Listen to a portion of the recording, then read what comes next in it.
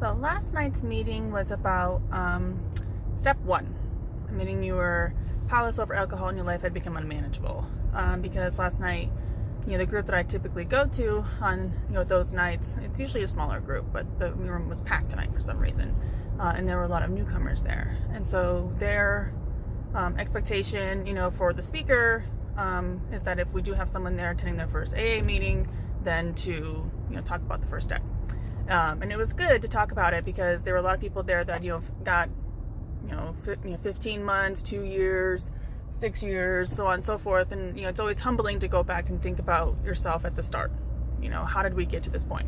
How did we finally get here to AA meetings? What happened to us that kind of help get us in the door, get us where we're here. So I talked last night about when I was deep in my drinking, when it was at my heaviest. At that point in time, I was having a really struggle with admitting that I was powerless over alcohol. Like the entire time I was drinking, I just kept saying oh, I don't, I can do this. I can quit whenever I want.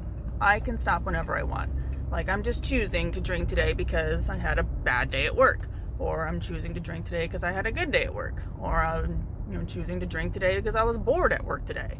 Today's my day off, so I'm gonna drink, And I kept telling myself, I can stop whenever I want. I don't need anybody's help, It's just like eating, unhealthy food and junk food and stuff like that.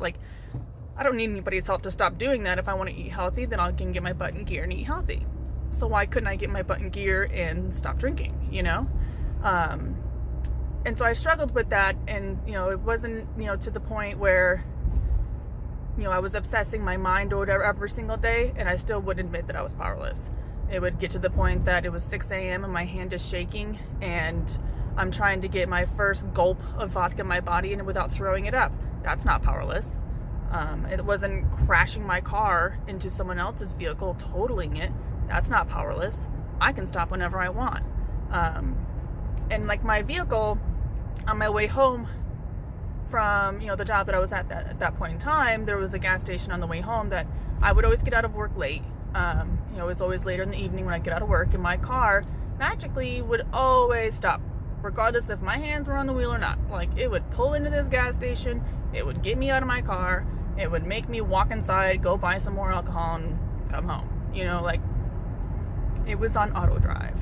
And the people in there every night knew who I was. They were saying hello to me. We were on a name basis. They knew who I was, first name basis.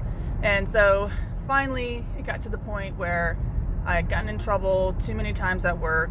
I had fallen and hit my head, blacked out so many times I couldn't even, lost years of my life because of it. That I was I need help. I need help with this. I literally cannot stop this. I literally cannot stop putting the bottle to my mouth. I need help doing that. And it took me a long time to figure that out. And, so I was telling my story last night and everybody enjoyed it. And, once again, it just reminded some of these people that are, further into their sobriety than I am about what it was really like when they, were back at the beginning. So I'm glad to be sober today. Today is day 4, so back on track.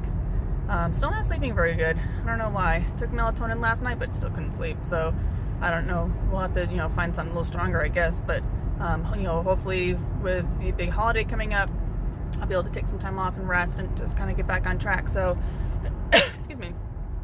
But I hope everybody else has a great day, and I hope everyone gets to find their will for today and find out what it is that their higher power is asking them to do.